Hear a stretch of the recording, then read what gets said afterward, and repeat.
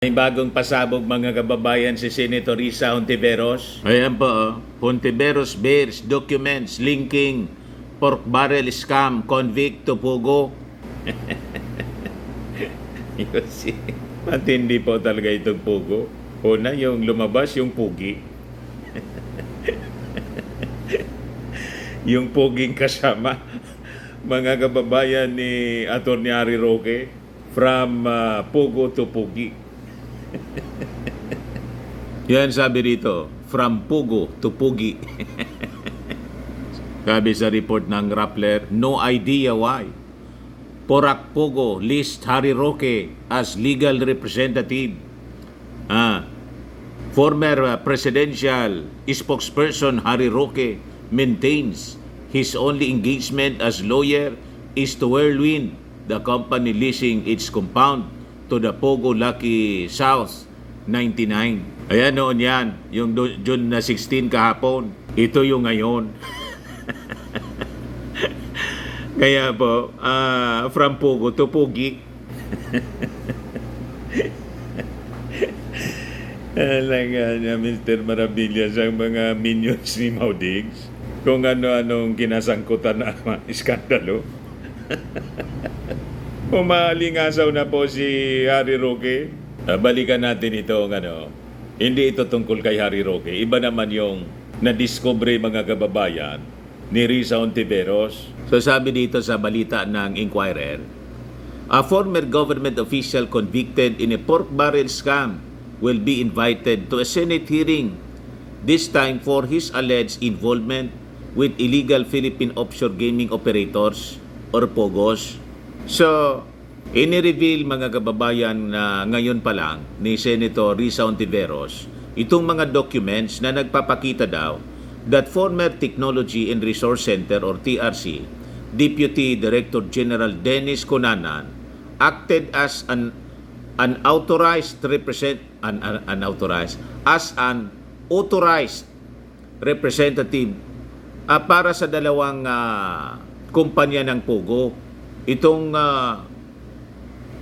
Hongxiang Gaming Technology sa Bambantarlac, yung Pogo ni Alice Goo, at saka po itong Lucky South 99 Limited Incorporated sa Porac, Pampanga, kung saan na-discover ng mga PAOK agents yung document naman na may pirma po ni Harry Roque.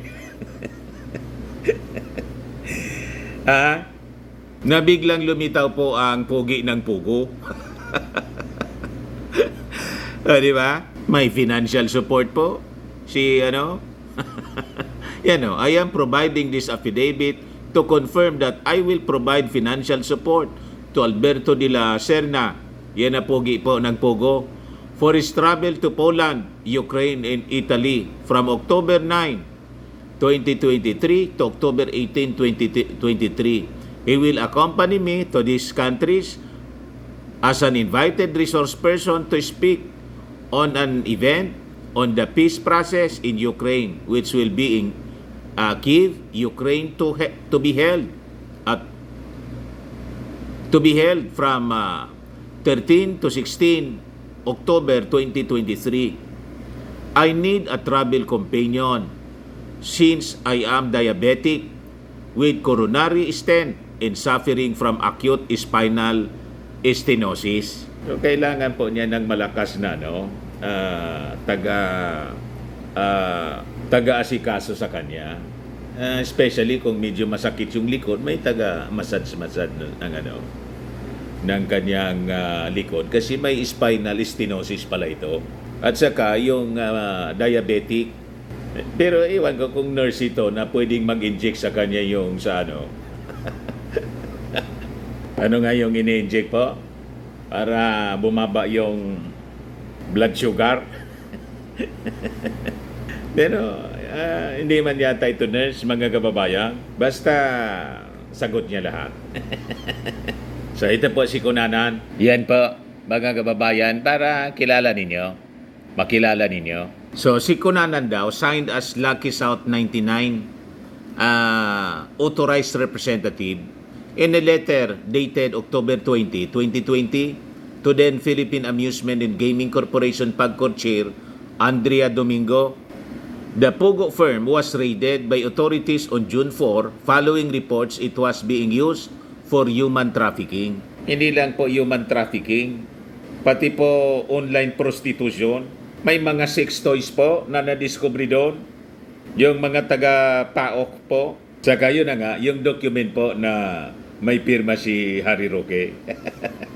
So si Cunanan po, yung pangalan niya po was also mentioned in one of two designated authorized representatives nitong Hunsheng in a letter of its president and chief executive officer na si Telma Barago Laranan kay Domingo na may pitsang September 10, 2020. Si Cunanan, matatandaan mga kababayan, figured in one of the largest corruption scandals dito sa ating bansa.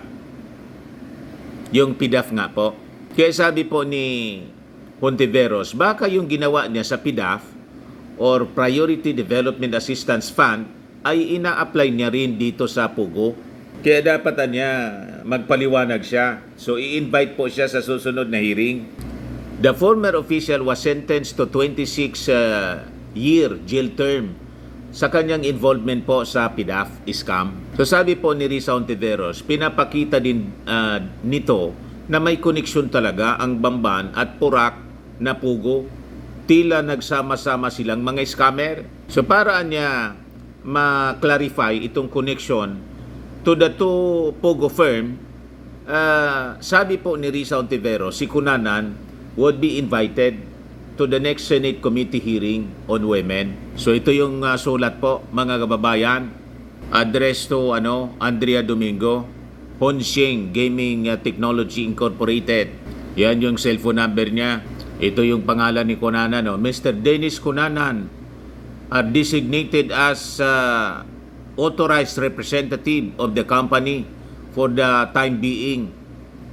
Yan, respectfully yours, Telma Barago Laranan. Authentic po siya, mga kababayan, kahit walang butas ito yata. Wala ding butas. Pabutasan na lang natin kaya Document released by the Office of Senator Risa Hontiveros. Pabutasan na lang natin kay Bato para maging authentic siya. Ito yung isa pang sulat mga kababayan. Address kay Honorable Andrea Domingo, PAGCOR Chairman and CEO. Yan. Attention, Offshore Gaming Licensing Department, Lucky South 99 Limited. Ayan po yung pangalan ni Authorized Representative Dennis Cunanan. So kailangan na niyang papaliwanagin natin itong si Cunanan. Kung ano ang kanyang involvement. If there is Pogo, it is connected to scamming. Kasi na-involve siya. Sentensyado itong si Cunanan, 26 years jail term. Nasabit doon sa PDAP scam. So ito, may scamming din dito sa Pogo. Yung experience niya sa PDAP scam. Doon na ni Senator Risa Hontiveros, mga kababayan, ito yung ginamit niya, yung experience niya. Magaling sa scam eh. So sabi po ni Risa Hontiveros, it seems that Pogos are deliberately tapping former and present officials. They can easily corrupt. Influencing public officials is part of the Pogos strategy to continue their criminal activities dito sa ating bansa. Kaya niya hindi matanggal-tanggal ang mga Pogo sa bansa kasi mukhang may mga binabayaran silang mga opisyal. Alam mo, alam ng Pogo na malaking kainaan ng Pilipinas ang korupsyon, kaya sinasamantala nila.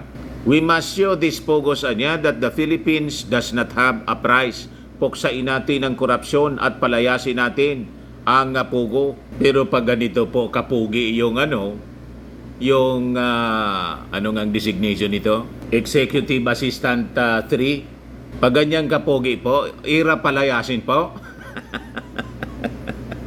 Ano ba? Titigan ka ng ganyan po kapugi. Ano niya, Mr. Marabilas? Parang bumibigay ka na rin.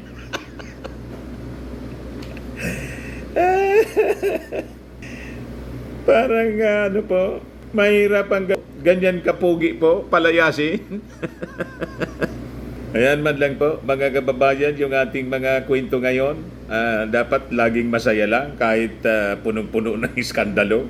Ako po si Dante Maravillas. Bye-bye po. God bless.